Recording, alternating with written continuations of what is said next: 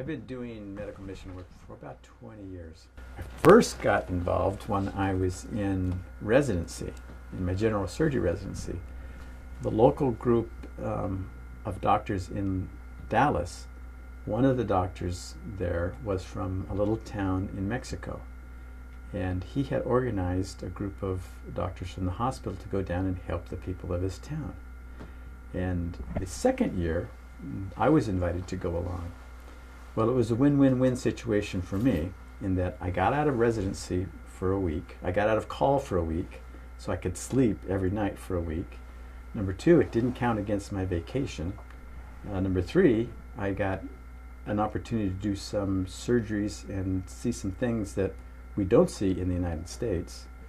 And four, I got to practice my Spanish. So I said, sign me up, I'll go.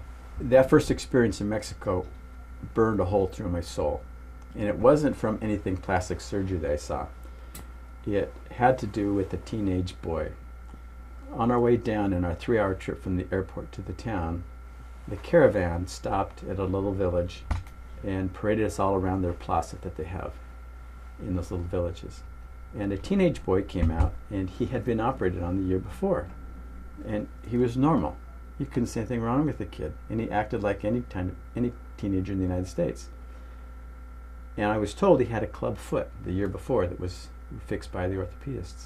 It's a club foot is your foot is turned backwards and kind of upside down and pointed backwards.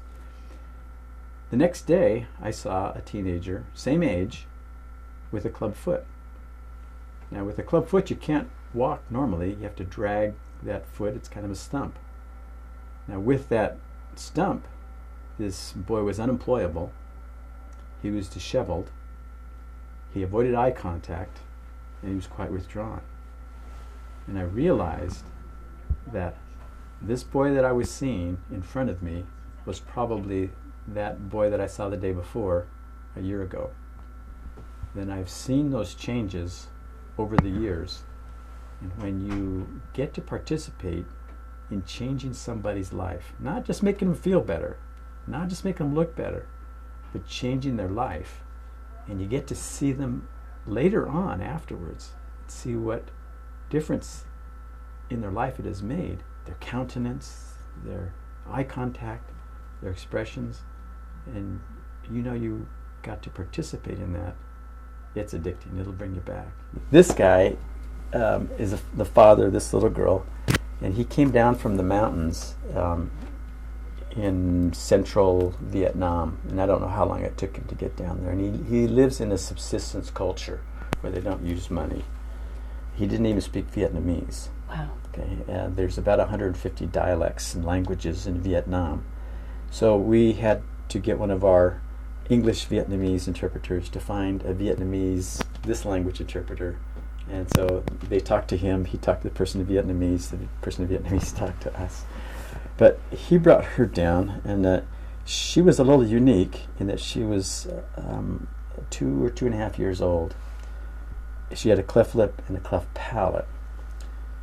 And we usually just do one operation. But in this child, we had to do them both, because if you wait beyond 3 years without fixing a cleft palate, your speech becomes permanently impaired, and it's very hard to recover any kind of speech. So we had to do both of those procedures on her. By the time we got back the next year, she would be closing on 4 years old. He was just so gentle with his daughter in every aspect. And he was kind to me that he let me take a whole bunch of pictures of him. But post-op, I just saw this extremely tender care. I think people would be surprised about how much a lot of people in the community give back. I'm not unique. There's a lot of my colleagues who do regular trips outside the country. A number of plastic surgeons in town do the same thing. This is my psychological income. That's not original thought, but that's a great statement. I pay the lights with what I do here, the light bills. I pay light bills with what I do here, but my mental and emotional and psychological income comes from doing these trips. Many times I think I'm not making much impact at all, but my role in the last decade or so has been more teaching than it is actually doing. And sometimes I think that I can't teach these guys anything. And I'm so impressed with some of my colleagues who do this reconstructive work every single day. They don't do cosmetic stuff like I do here. And I think, what can I do to possibly teach them anything? And I learned that I just go through the motions and I teach like I would teach anybody, teach like I teach a medical student. And there may be just one little thing they pick up that makes a big difference. 10 years ago, more than that, 10 or 12 years ago in Bolivia, almost all the plastic surgeons in Bolivia came to see our mission. And I was very nervous. And I was very intimidated by these doctors who do this reconstructive all the time. And I was thinking, what can I possibly teach these guys? And there's one doctor in particular who was taking lots of notes. Like a little word, I thought, am I going to disappear? Am I going to be abducted? Am I doing something bad?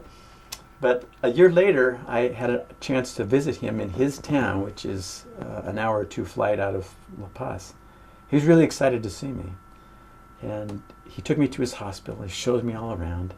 And then he said, oh, I just sent one of your flaps home. I said, what do you mean, one of my flaps? He said, yeah, one of your Z-plasty flaps. A Z-plasty is a geometric flap. This is one of the basic tools in reconstruction for a plastic surgeon. Very, very basic. I said, what are you talking about, my flaps? He said, yeah, the way you undermine the flaps. It works so cool.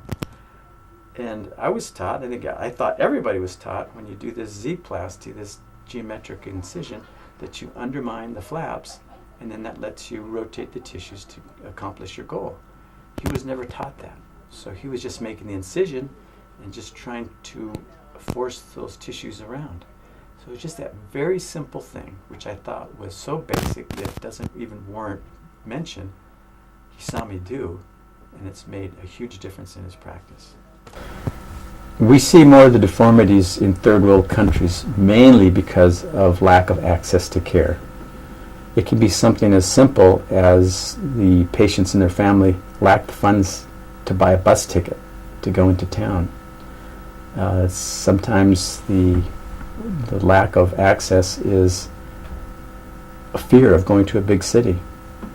I saw a patient in Morocco in the desert near the Algerian border who I ran into after picking up some stranded motorists at the side of the road.